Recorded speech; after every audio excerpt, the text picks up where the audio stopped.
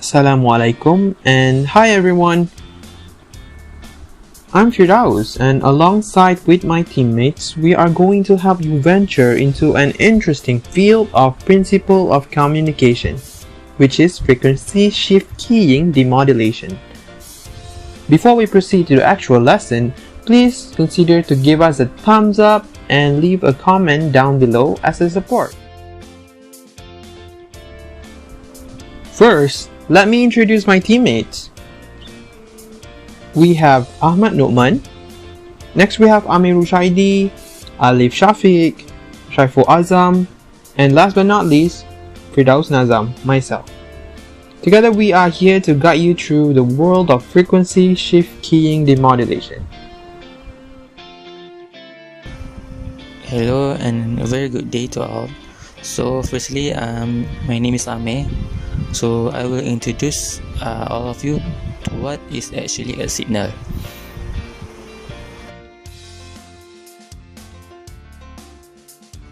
The steps to understanding FSK is by understanding what is a signal actually. So basically, signals are used to carry information from one device to another device, which means it is a message. It is a message form. So a signal basically divided into two, which is an analog signal and a digital signal. Analog signal is a continuous wave form that changes over time. It is represented by a sine wave. So it's carry message in the form of wave. In our daily life, the example is our voice.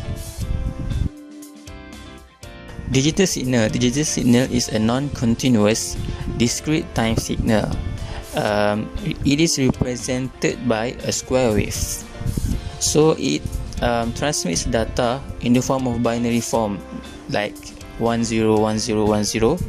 So as an example, your computer you are using right now transmit data in the form of binary form. Okay, now we will go through the frequency. What is frequency? Frequency is the number of complete cycles per second in alternating current direction. In the graph shown, there is two axes, which is x-axis and y-axis. The x-axis is a time period of the movement of the signal. Y-axis is the amplitude, which is the energy that signal bring throughout the waveform. So all of this energy in form of the signal is in form of positive and negative, which is from the alternating current as the energy source.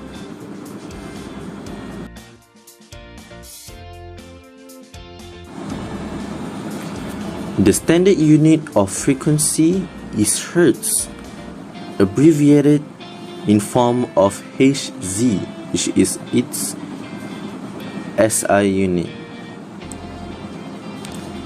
If the current completes one cycle per second, this shows that the frequency is 1 Hz. Now we will get into modulation and demodulation.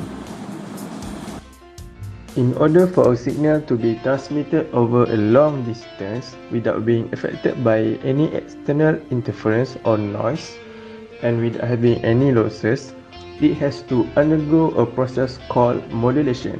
So what is modulation? Modulation is actually the process of varying one or more properties of a periodic waveform, which is the carrier signal, with a modulating signal, which is the source signal, or also known as the message signal, because this signal typically contains the information that want to be transmitted. while demodulation is actually the inverse of the modulation. It involves the process of extracting the original information bearing signal from a carrier signal. So basically, if we want to extract the message or information from a modulated signal, it must undergo the demodulation process first in order to get the information or the message from the signal. Now let's move on to the definition of frequency shift key. What is frequency shift keying? Frequency shift keying or FSK is the changing or improving the frequency characteristic of an input binary signal according to the carrier signal. It's also known as binary frequency shift keying (BFSK). FSK is actually similar to analog frequency modulation, except the modulating signal is the binary signal that only varies between two discrete voltage levels rather than a continuously changing analog waveform. The output of a FSK modulated wave is high in frequency for a binary high input and is low in frequency for a binary low input. The 1 and 0s are called mark and space frequencies. On the right side of the slide, you can see the diagrammatic representation of a FSK modulated waveform. You can see the input binary sequence and also the FSK modulated output wave. This is the frequency shift keying general equation. The general equation shown will be used in mathematical solutions for any problem solving that is related between the modulation and demodulation of the frequency shift keying signal information wave.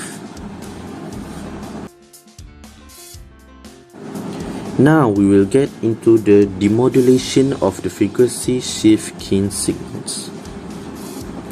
The main methods of the frequency shift keying detection for demodulation are asynchronous or synchronous detector.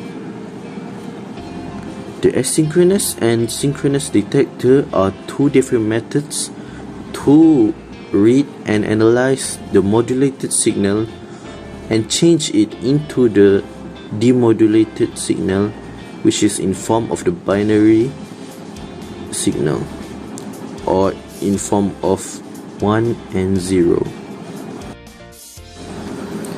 Firstly is the asynchronous detector. The block diagram of the asynchronous detector consists of two bandpass filters, two envelope detectors, and a decision circuit. How did it work? Firstly, the frequency shift keying signal passed through the two bandpass filters to be changed into an amplitude shift keying signals. This will be modulated asynchronously to produce a simpler data graph, which is in the binary form. Then the decision circuit will choose which of the signals from the envelope detectors to be used as an output. Next is the synchronous FSK detector. The block diagram of the synchronous FSK detector consists of two mixers, two bandpass filters, and a decision circuit. How did it work? Firstly, the FSK signal passed through the two mixers and go through the bandpass filters to be demodulated. Then, the decision circuit will choose between the two output from the bandpass filters to be used as an output based on the bit rate to be analyzed into a demodulated signal. The synchronous demodulator is a bit more complex than the asynchronous demodulator.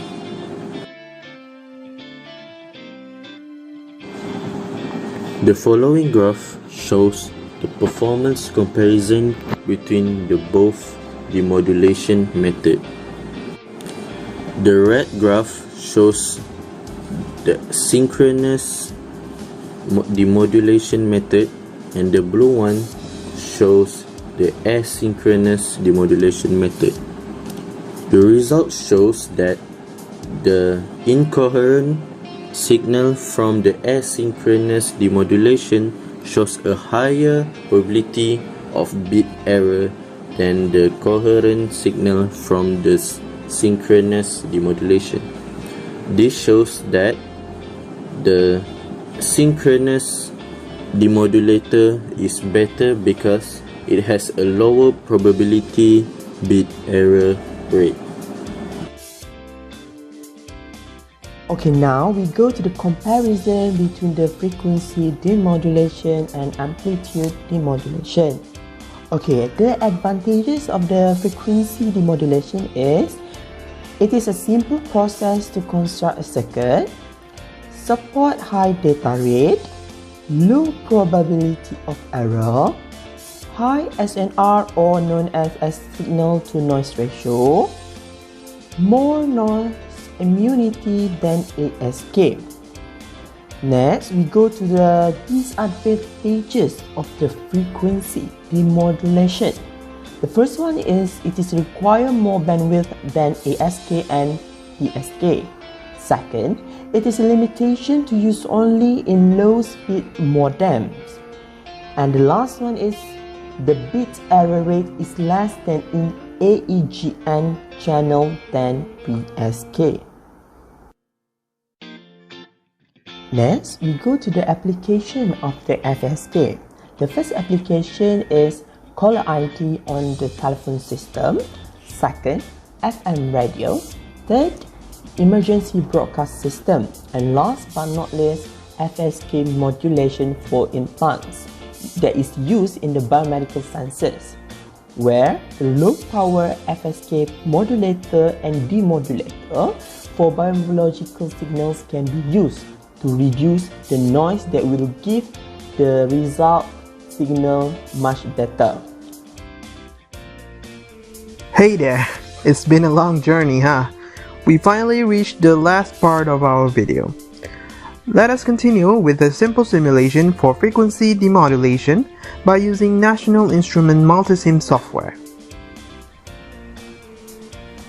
Please note that the values presented in this video are purely experimental and might have flaws due to ignorance of the user itself.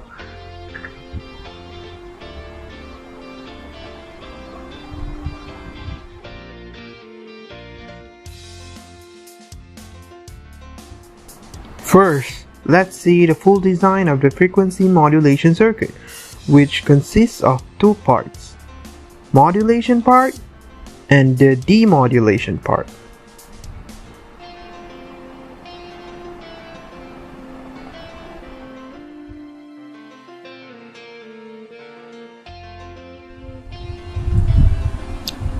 The circuit was designed with multiple components that plays a vital part in modulation and the demodulation.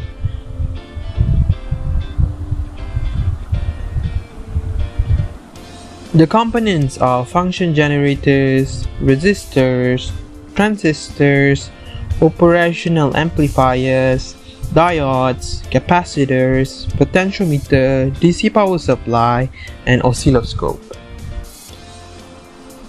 The circuit uses a specific type of transistor, op-amps, and also diodes to create a desired output.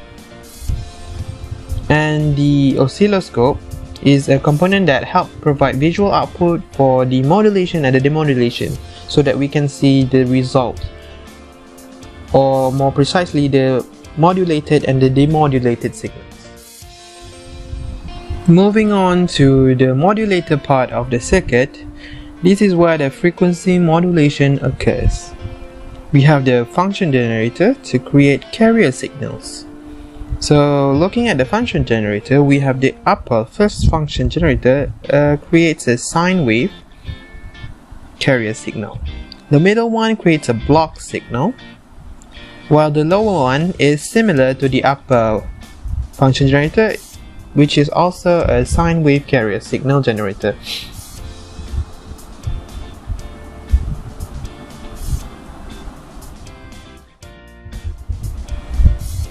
We are now looking at the output result of frequency shift keying modulation.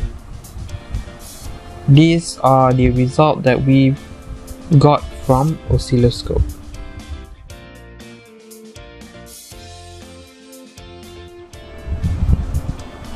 Next, we have the demodulation part. It received the modulated frequency from the first half of the circuit, which is the modulator. And in the circuit design of the demodulator, we included filter, envelope detector, and also a comparator circuit for output.